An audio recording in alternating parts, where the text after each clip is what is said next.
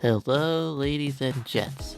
Today I will be reviewing Paranormasight, The Mermaid's Curse, created by Square Enix.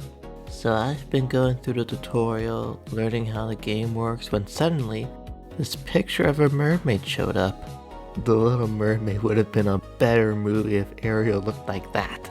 So in Japan, eating mermaid flesh actually grants you immortality.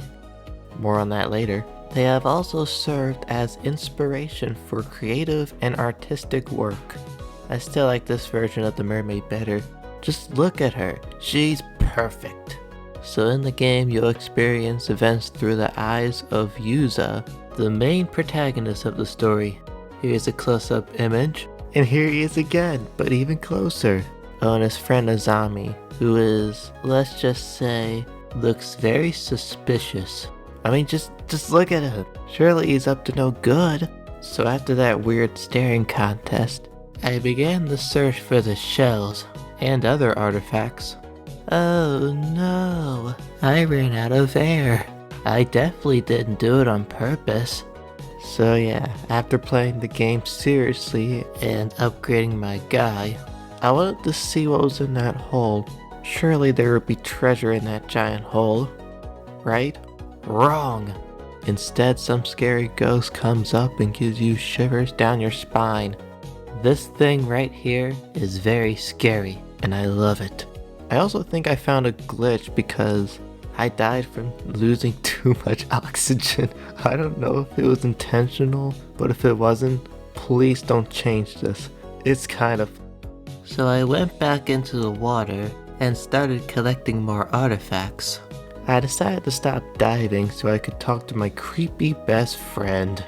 I talked about the giant hole, the one underwater, the ghost that I saw, and this ominous sound. That crap scared me. I was not expecting that.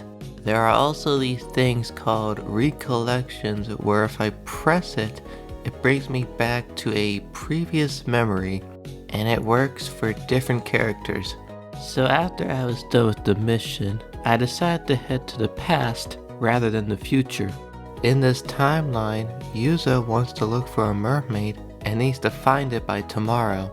He was also explaining that he was on a boat, then a big storm came in and swept him away. All hope seems to be lost, but then suddenly, a mermaid came to rescue him. Oh, and I had the option to pick. Now which one am I choosing? Obviously myself. It was me, finding myself in a life or death situation. And then the next thing I knew, my legs had become fins and I could breathe underwater. My transformation into a mermaid was what saved me that fateful day. I also said it was Azami and he took it well. Like hell, it's for real. Do I look like a mermaid to you? So after that mermaid talk, two girls showed up named Tsukasa and Sato. I wasn't being very smart and ended up missing the recollection. Oh my gosh. So that means I have to go back and get it. I know it's not the game's fault, it's clearly my fault for speedrunning the story, but yeah. Thankfully I got it this time, and was able to go to her story. And then I met a housewife named Yumiko and her assistant, Soto. I was kind of surprised to see this recollection so early, but thank goodness I spotted it and... Oh my. Why am I playing this story when I could be playing that one? There's also some map in the game where it'll take you to various places. So after a bunch of girl talk, I met yet another character. His name is Shotaro, and I know I only played the game for 2 hours, but I think he's the villain of the story. Once that story was done, I began the next one. I wonder where the corpse is. Where could it be? I don't see it anywhere. I wonder what he's thinking of. Ugh. I wish I could take that mermaid home and cuddle with it in bed. Hey Soto, what you thinking about? Nothing. So after getting yet another recollection, and figuring out what those stickers are. Soto would draw a sketch that's supposed to be Somikawa. Man, oh fuck. Man, if he took the time with this art, maybe he could draw cool stuff like this. But no, it's fine. This is still cool in its way. This creepy lady right here, which totally has nothing to do with the story, was caught spying on the two. Okay, I think I have time for one more story.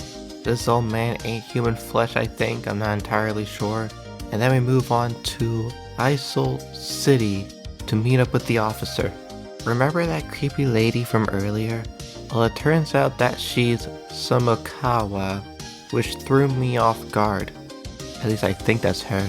And then to end the video, here's a fight scene with Soto and some little girl with magical powers. And of course I wanted to see Soto get defeated, and I did.